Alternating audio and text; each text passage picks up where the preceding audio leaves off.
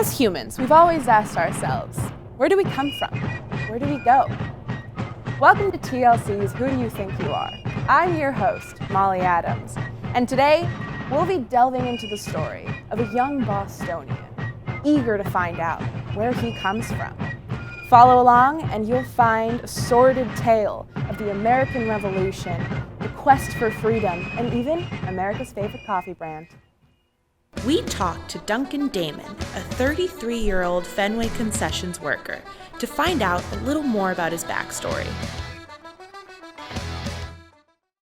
So Duncan, tell us about yourself. Well, I've been very passionate about studying the Revolutionary War. While researching Duncan, we found deep ties to the Revolutionary War. Back in the 1400s, the Civil War was initially started because the English was levying heavy taxes upon tea, and everyone in America knew one single American fact: tea is awful and bad. Something that really interested me, and I never really knew my family's backstory. I was an orphan raised by the Red Sox. Damon's actually my mother's maiden name. So I'm, third cousins. We're all related up here. You know how it is. You remember Matt Damon from the Bourne films, right? And Ben Affleck.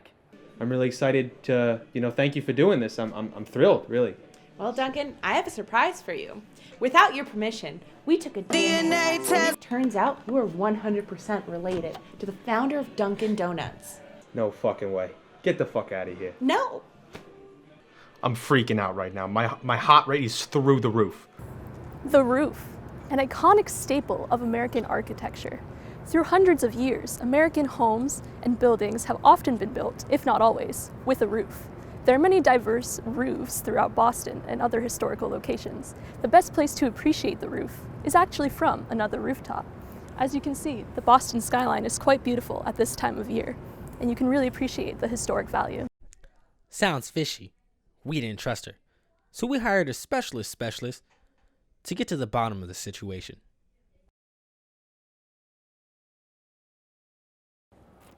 Rooftop specialist doesn't exist. The next day, we decided to take Duncan on a trip down to DDHQ to find out more. But first, let's find out a little more about the history of coffee in colonial America. In the late 1700s, a single roasted coffee bean contained 500 milligrams of caffeine. Compare that to 6 milligrams per bean today. That's over an 8,000% decrease in bean strength. The majority of beans at the time were grown in Colombia on joint coffee fruit. Can I get a vanilla soy latte? This is a studio. This is not a real coffee shop. We had a meeting scheduled with Duncan D. Nuts, the DEO, the Dunk's executive officer.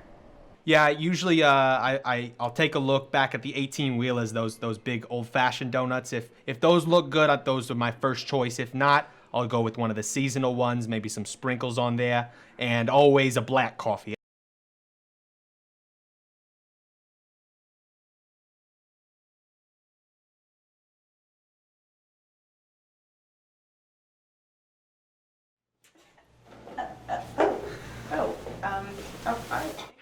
Thank you very much. Please enter my office. Okay. Come on in.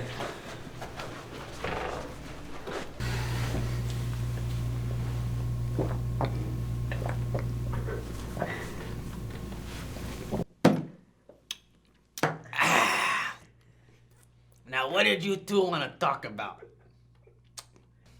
Well, as per our show's research, we've just discovered that Duncan here, well, he's related to the Dunkin' Donuts founder, which means he's 100% the sole heir of the Dunkin' fortune. That's what they're telling me, at least. No. Now, hold on a minute. This doesn't make a dime of sense. You're coming into my office and telling me that this Duncan dude is my son? No. Wait. Just look at the numbers for a second, my friend. We're both related, but it goes way back to our ancestors. You know the Revolutionary War? The Boston Tea Party? Old England drinks tea. New England drinks coffee. All those things we learned about as kids. You gotta think about it here. Now, when Dunkin' Donuts was founded, it was both of our ancestors involved. That's what the numbers are telling me. And I'm not a smart guy, but it's right there in front of you. Now, hold on, Damon. I don't know who you two are still. But if there's one thing I learned in my 30 years running this company here, that Dunkin' Donuts doesn't run on science. We run on donuts. Folks, how about, why don't we just have a Dunkin'? You know what? Molly, thank you for doing your due diligence. And I think it's time for this company to make some change. From this day on, Donnie, you're a Dunkin'. And I'm your Dunkin' daddy. And together, we're gonna run this company. I don't know if I can take it, my friend. Don't call me friend. Call me daddy. Dad. Daddy. Duncan, give your daddy some sugar and cream. Come here. Having you here in my arms is the best dream I could ever dream of. I never had a dad. You do now. Thank you, Daddy. Dunkin' D Nuts is your daddy this day on.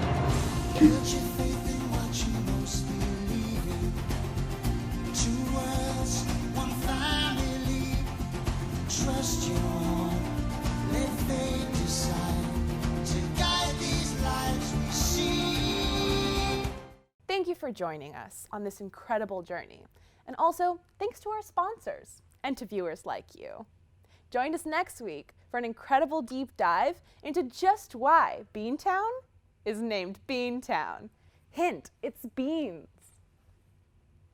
Sorry, this lens can't fucking zoom. I have been out west to California, but I miss the land where I was born. I can't help it, dum-de-dum-de-dum-de-dum-de-dum-day, oh, New England. Ben Affleck and Matt Damon. Did you know that a lot of the Stephen King movies were set in Maine? Yeah, The Shining is actually set in Colorado. But the Good Will Hunting, some parts of X-Men 2. Israel's arid plain.